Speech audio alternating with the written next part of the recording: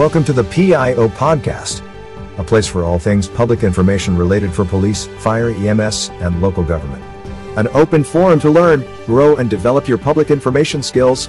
Your host, Robert Tornabene, is a public information officer with over 10 years in the field and 27 years of law enforcement background. In each episode, we will explore different aspects of the public information officer profession. Weekly, we will delve into the field of public information by talking to other PIOs. So sit back and enjoy this episode.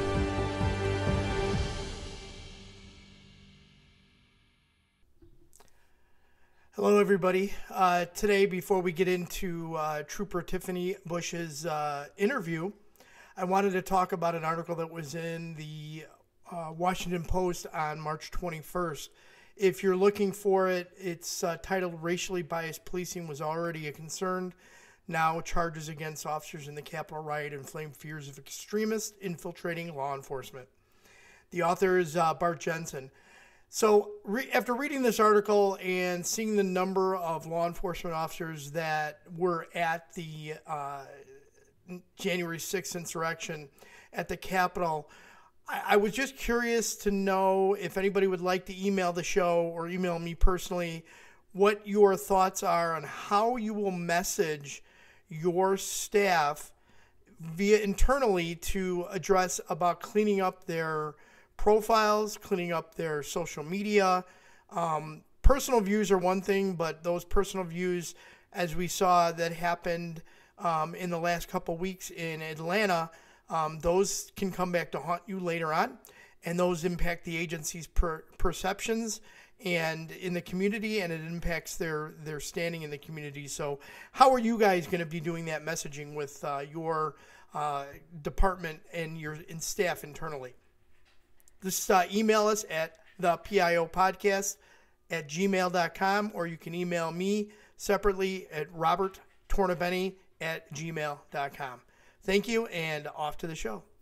Good morning. Today we are interviewing Kansas Highway Patrol Trooper Tiffany Bush. She is the official recruiter and a PIO for the Kansas City Metro area. Good morning, Tiffany. Welcome to the show. Good morning. Thank you for having me. So you are formerly a training officer, and you've been with the Highway Patrol for 14 years, correct?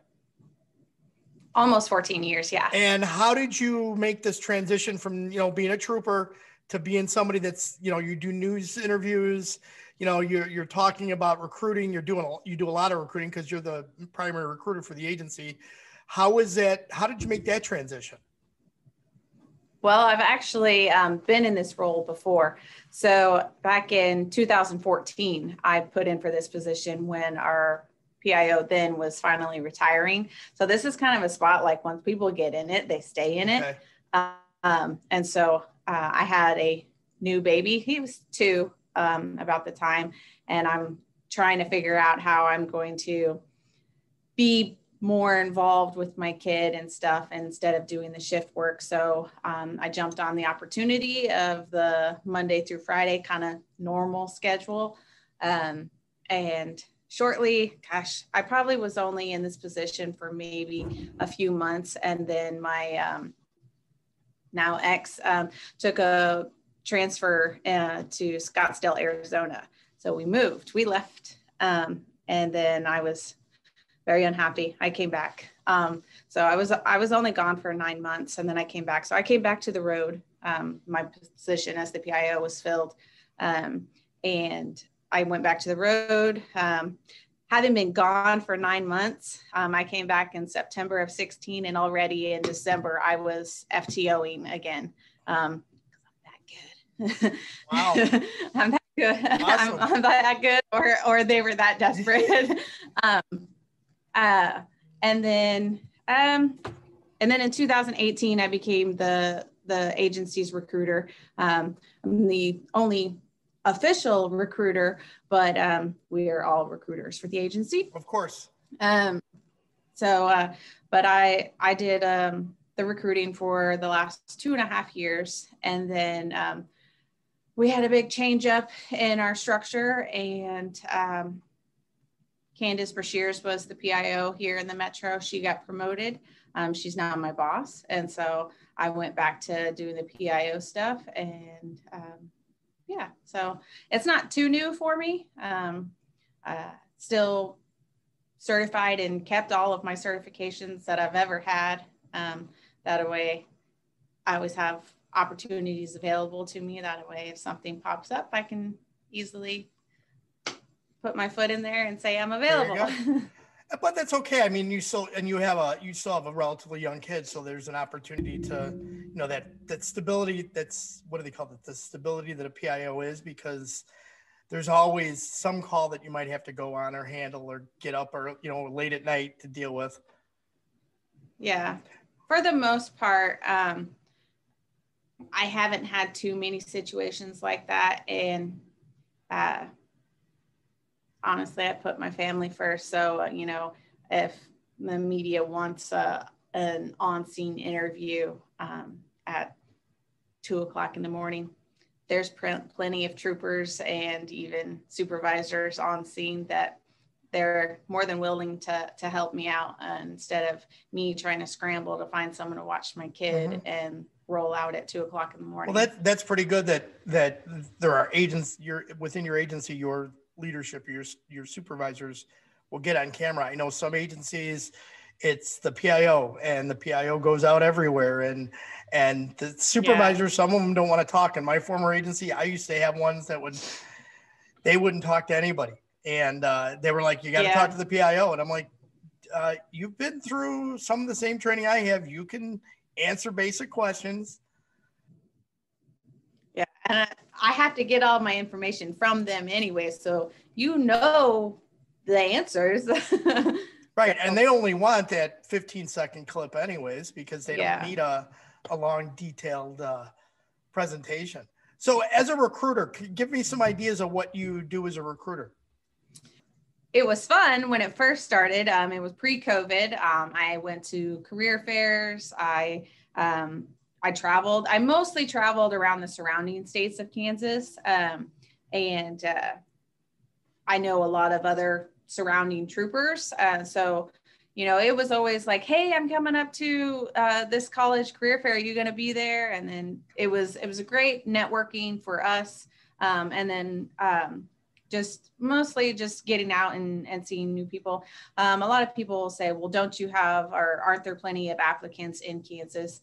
But I look at it as, do our students not go to other schools? Do Kansans not go to other schools?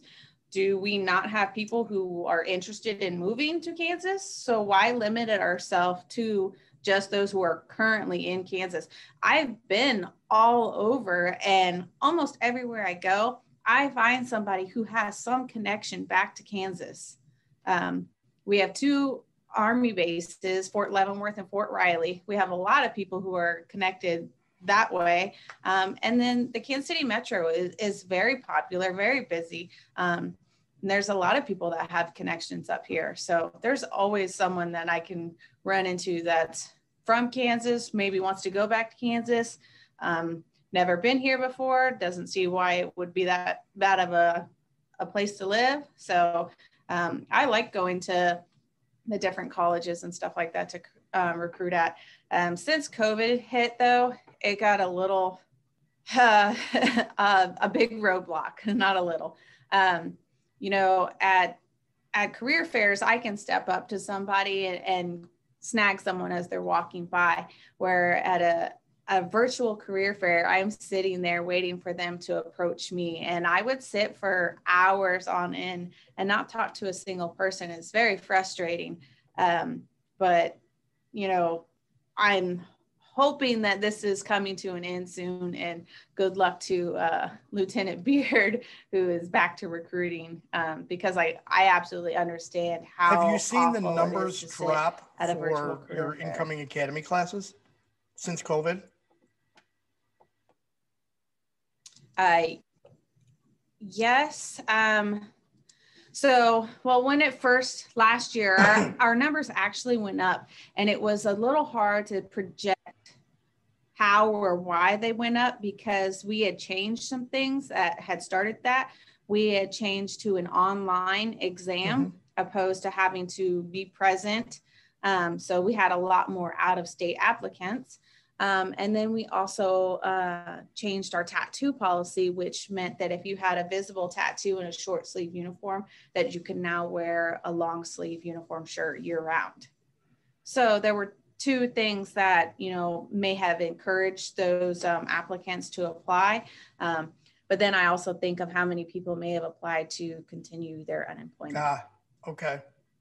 That's an interesting one. I never would have thought of that. That's an interesting thing. I would have never thought that they would have used that as a way to continue their unemployment, but they're applying so they would be able to do it. Oh, interesting.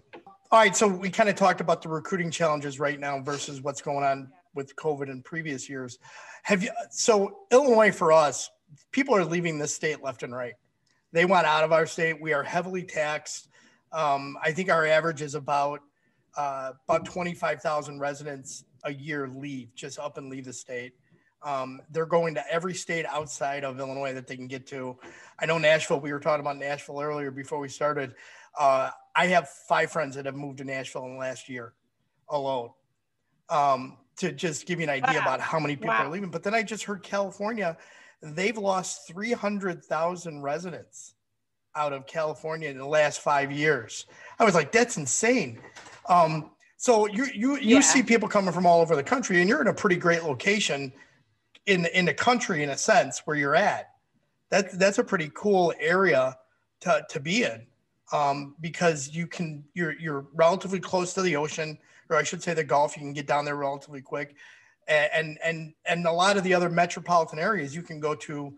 You got Kansas City, Missouri on the other side of the river. You're not that far from St. Louis. So you have a lot of areas that you can go to. The Kansas City area is a nice hub, a great area to quick dive off into other places. You know, it's real quick to Chicago, real quick to St. Louis. It's about a 8-hour, it's almost like driving to Chicago like it is to drive to Denver. But you know, if you live in Western Kansas, it's super quick. But to travel across the state of Kansas is about an 8-hour drive.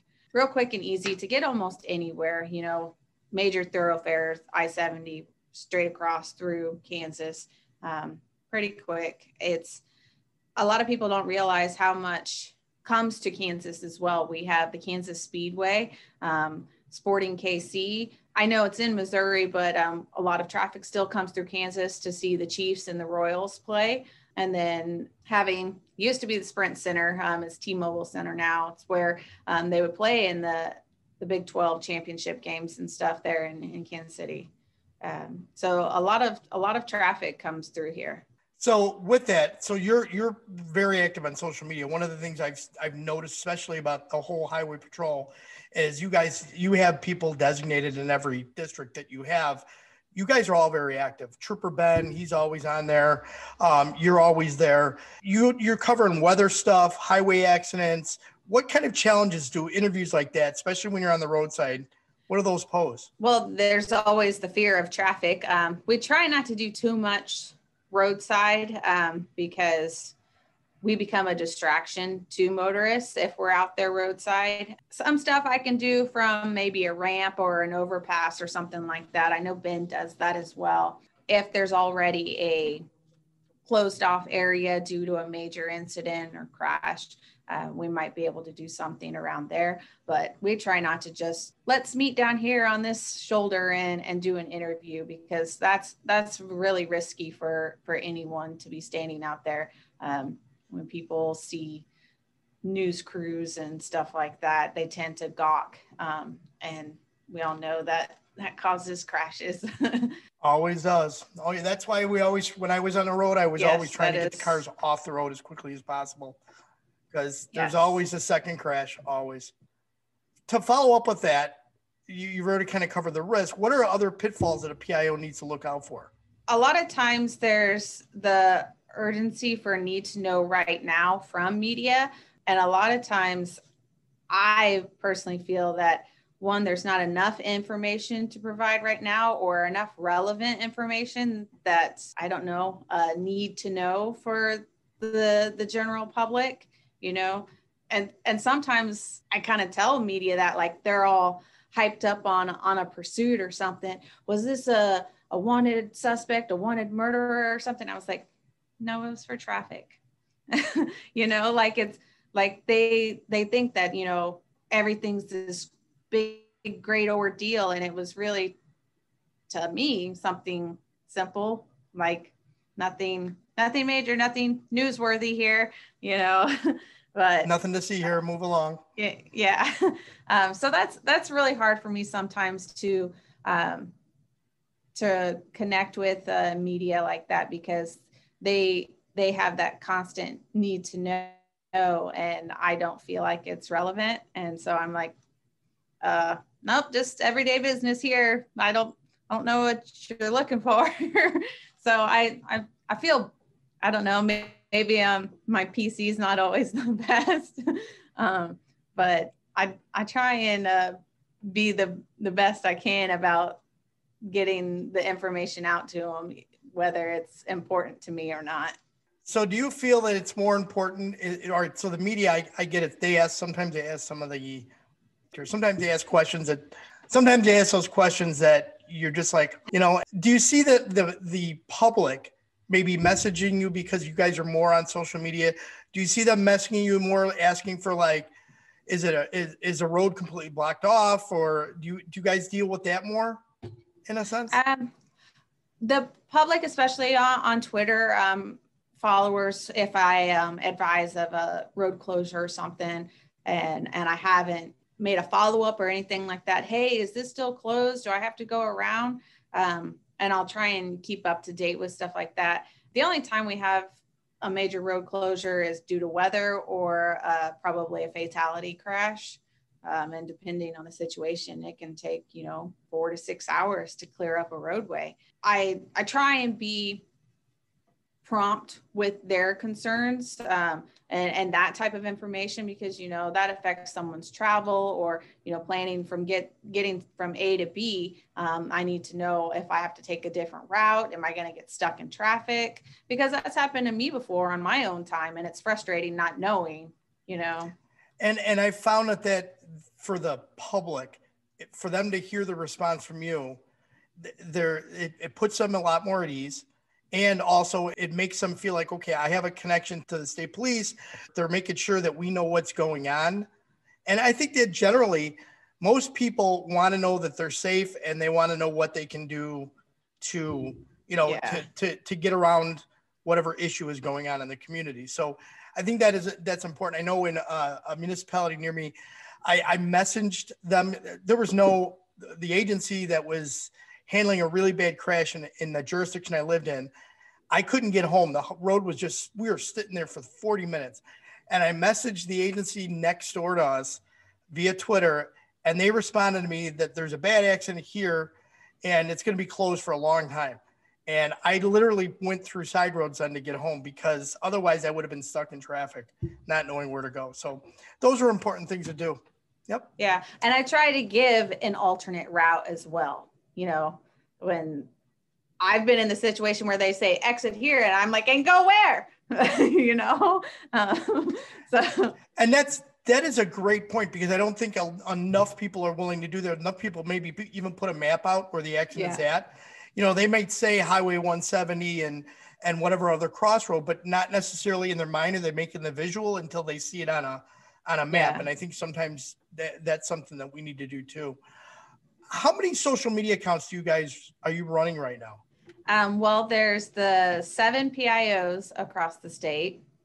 Then there's Fleet, Aircraft, Dispatch, KHP Training Center, the main KHP, and recruiting. So 13. Wow. And now is it Twitter, Facebook? What else do you guys have? That's just Twitter. Then there are several people who have Facebook. So Trooper Todd, he actually does better on Facebook than he does on Twitter, because the type of people that are out there, he's in Hayes. They tend to connect better, seems more generalized for them specifically. So he connects better on Facebook. Trooper Ben has one, but it's posted for Troop C, his region. So anyone there in the Troop C region, I do believe has access to make posts on there. It's not just Ben. And then we have our main KHP one that's on Facebook.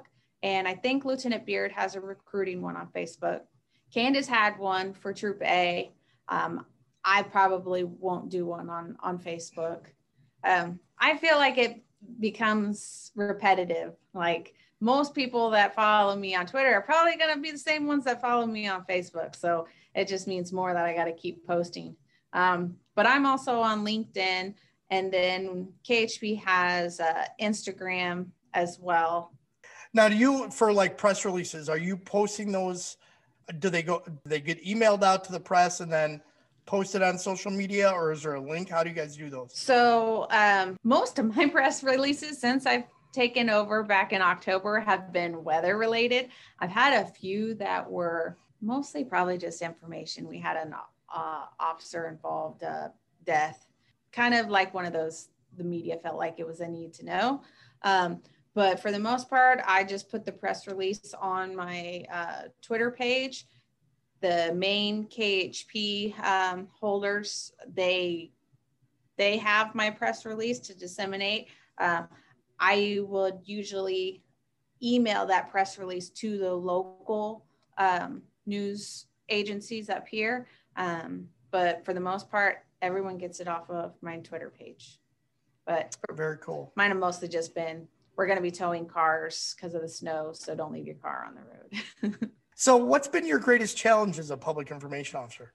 Probably trying not to minimize something because it seems normal and everyday mundane to me. It seems a little outlandish or gasp to someone else. And I'm like, that's just the way things are to me. So I try not to be, I don't know, short.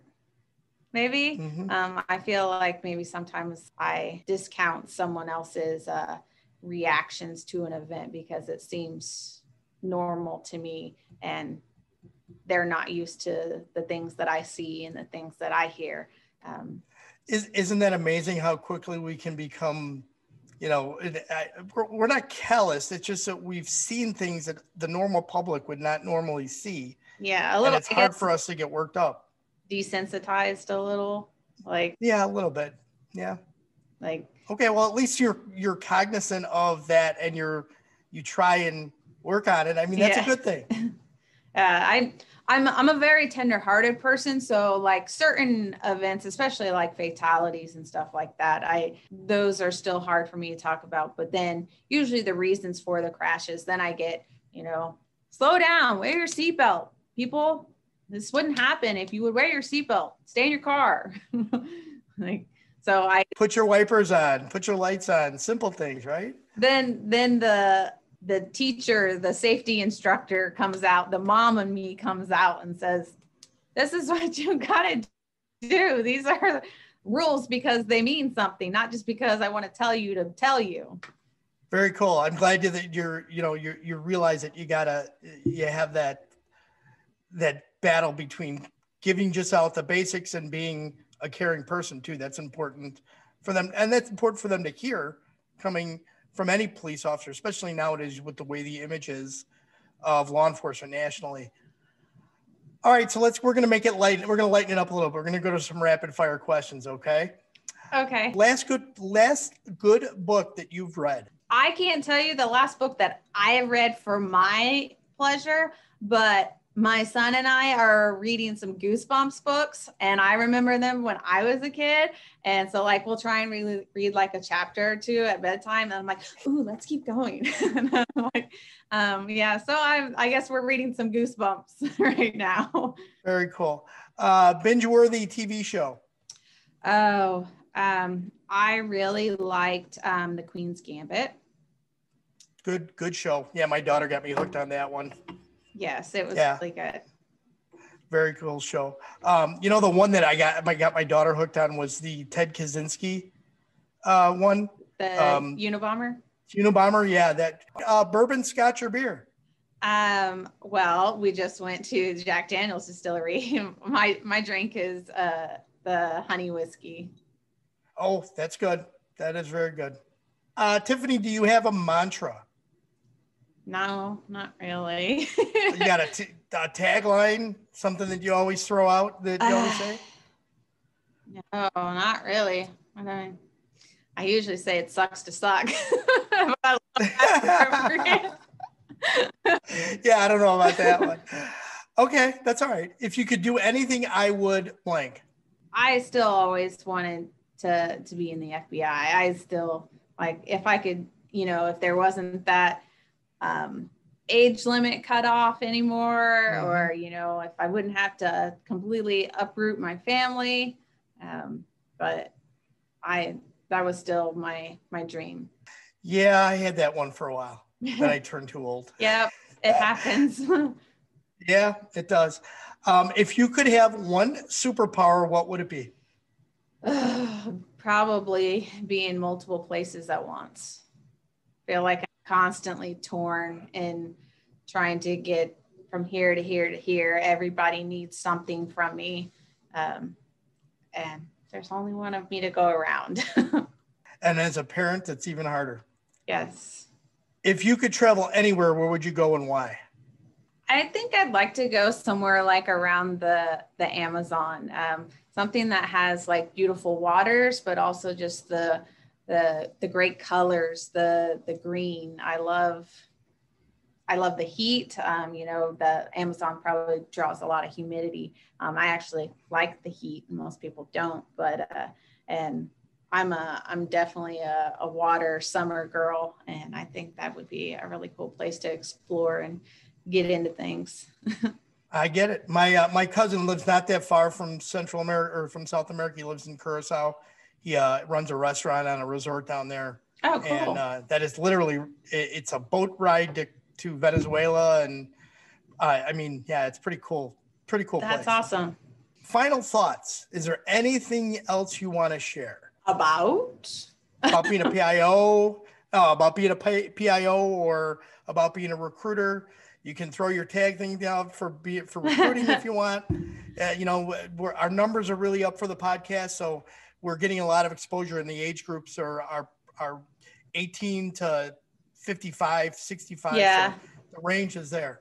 I just, I think the biggest thing is to, I don't want to, it is still Women's History Month, and I'd love to encourage more women to not be afraid to jump, to take that leap. I feel like a lot of maybe late 20s, early 30s year old women think that you can't do this if you have a family or if you want to have a family. There's out of over 500 uniformed sworn LEO in the agency, there's only 16 females. So, oh wow, yeah. So we are very small in numbers, and it's such a great job. Most of us started, 21, 22 years old. I was 22 when I started, and it's such a doable job still to, to be pregnant while still working, not having to leave, then to come back and basically jump right back in where you left off. A lot of, we have a shift work, but it works, Mm-hmm. It's kind of stereotypical that most cops are either married to other cops, teachers, or nurses. So those jobs kind of are shift work also. So right. You might have, sharing duties, so it does work. And all of us females, except for a couple, we do have kids.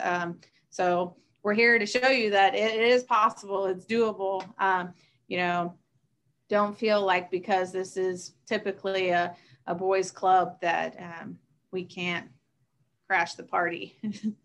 And I agree. And I think that it is getting better, because I've seen the numbers even in my own agency my own agency is relatively small where I retired from. But by the time I had retired, we went from having one female officer to having 9.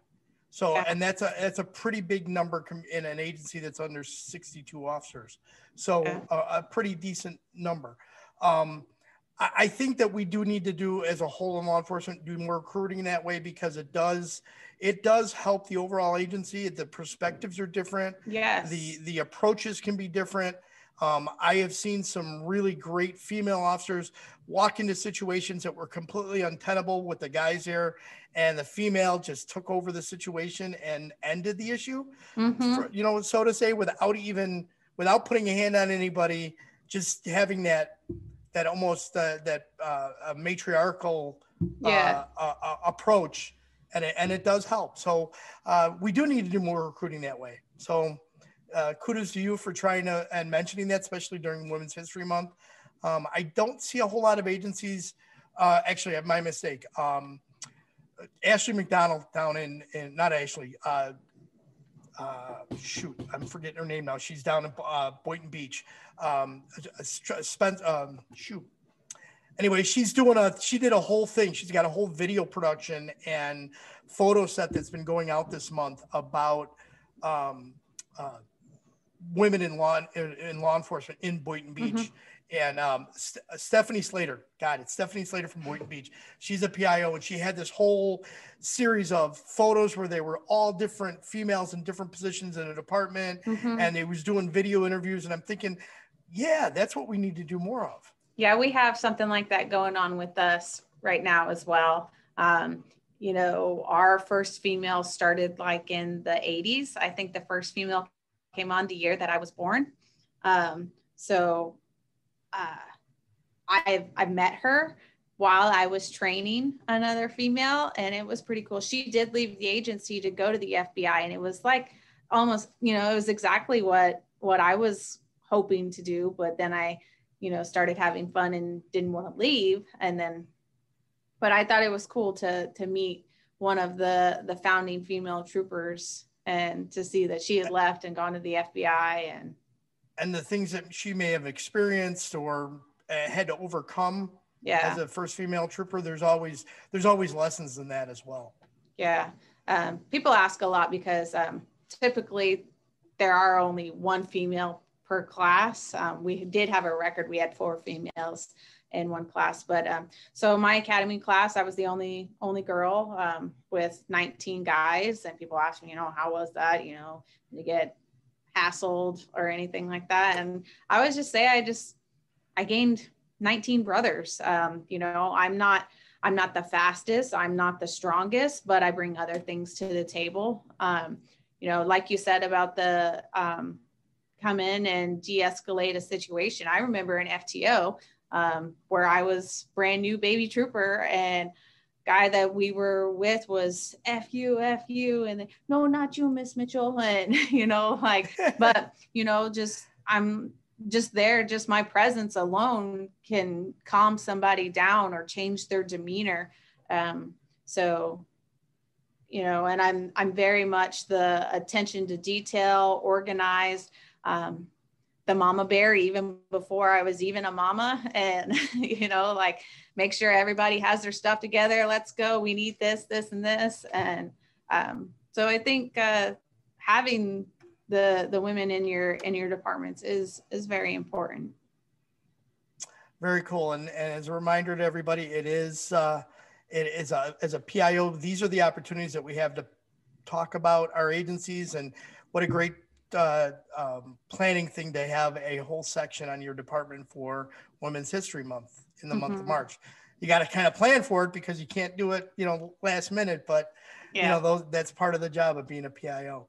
So how can people best reach out to you if they want to? And I'll put anything that you'd like in the show notes so it's easier, but is there a preferred way if somebody has questions or they're interested in maybe testing with the agency?